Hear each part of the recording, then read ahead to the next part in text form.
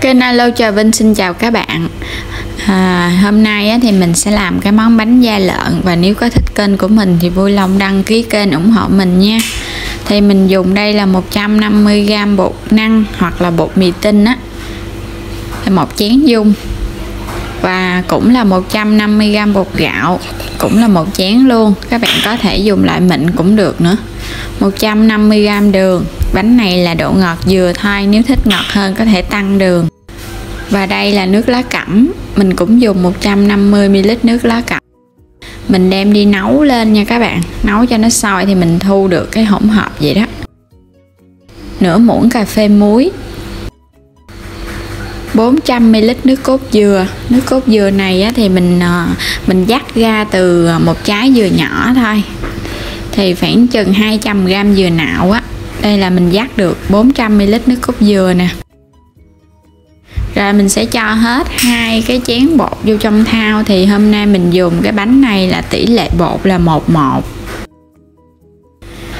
Muối để cái bánh nó đậm đà. Đường các bạn có thể tăng lên khoảng chừng 200g để cái bánh nó ngọt ngon nhiều. Rồi mình sẽ trộn đều. Thì mình dùng đường vậy là cái bánh của mình nó có cái độ ngọt thanh, ngọt vừa phải, không quá gắt.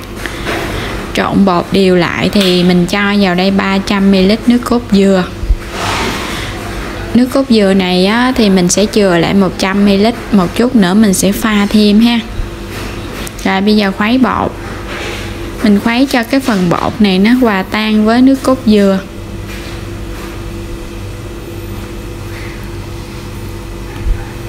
Khi bột nó tan đều rồi, bây giờ mình sẽ chia làm 2 phần. Một phần là bột màu trắng và một phần là bột màu lá cẩm. Các bạn dùng 2 cái tô bằng nhau á để mình chia cho nó dễ. Rồi mình sẽ cho thêm 50ml nước vào trong 100ml nước cốt dừa hồi nãy, để mình thu được là 150ml nước cốt dừa. Bên đây là 150ml nước lá cẩm, cho hai loại bột mình hòa chung nó bằng nhau đó.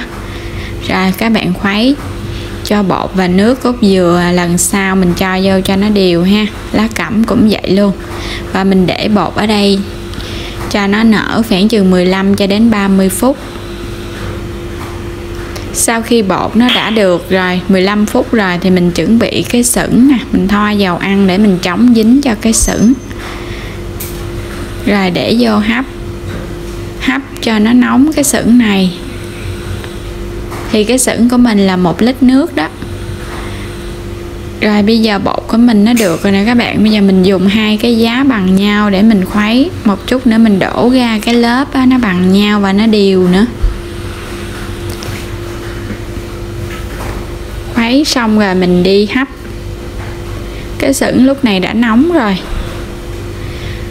Mình sẽ cho cái lớp bột vô. Mỗi một lớp bột thì mình sẽ dùng 2 giá.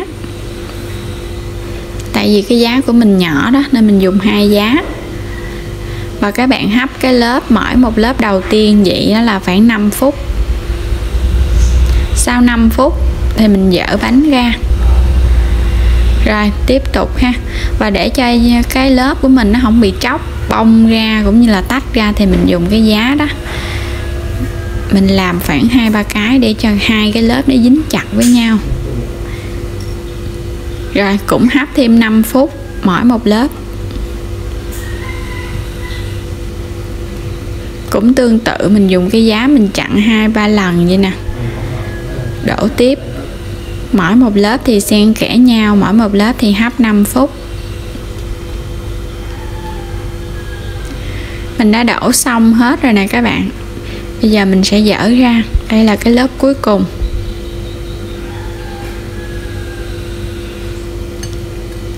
Các bạn cũng hấp lớp cuối cùng cũng tương tự vậy ha.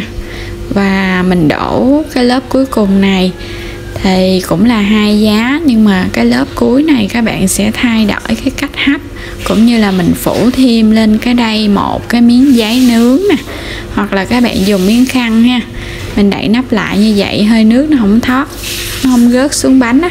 Và mình hấp 30 phút. Sau 30 phút để hoàn thiện cái sửng bánh thì bánh của mình nó đã chín hoàn toàn rồi. Và để thử bánh thì các bạn dùng một cái cây xiên que nè, mình xiên vào bánh, không thấy dính bột là bánh đã chín. Cái lớp ở trên này nó đọng nước cốt dừa nên các bạn nhìn thấy nó hơi trắng trắng á. Rồi mình để cho nó nguội. Bánh sau khi nguội thì mình sẽ lấy ra khỏi xửng, và bánh khi nguội thì cái màu của mình nó sẽ đậm hơn lúc mà mình mới hấp xong nha. Phủ một màng bọc vô cây dao. Mình sẽ lấy bánh ra dễ dàng, bởi vì cái bánh nãy mình có thoa dầu ăn vô cái xửng đó, và trong cái bánh nó có nước cốt dừa nữa. Bánh của mình nhìn rất là ngon nè, có lớp màu trắng và lớp màu lá cẩm nhìn xen kẽ nhau, tím trắng. Bây giờ sẽ cắt ra những cái miếng nhỏ vừa ăn. Các bạn cũng có thể dùng cái bọc ni lông mình phủ lên bánh để mình cắt. Cắt bánh xong rồi mình được một dĩa nè các bạn. Đây mình cắt cái miếng này cũng hơi lớn nha, nếu các bạn có thể cắt nhỏ nhỏ thì mình tùy theo. Bánh của mình nè, các lớp đều nhau. Và bánh càng nguội thì bánh của mình càng dẻo ngon và có cái độ béo nhiều hơn so với bánh còn nóng. Mình để được khoảng 2-3 tiếng rồi đó. Bánh tách lớp dễ dàng.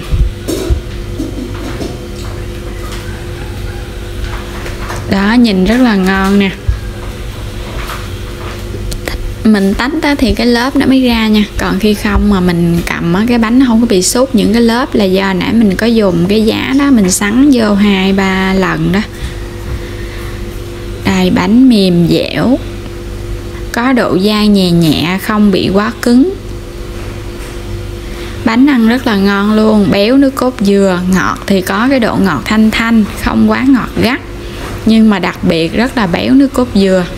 Các cái lớp bột thì nó mềm mềm dẻo dẻo, không bị cứng. Bánh này các bạn để qua ngày hôm sau vẫn mềm ngon, không hề bị khô, cũng không bị cứng.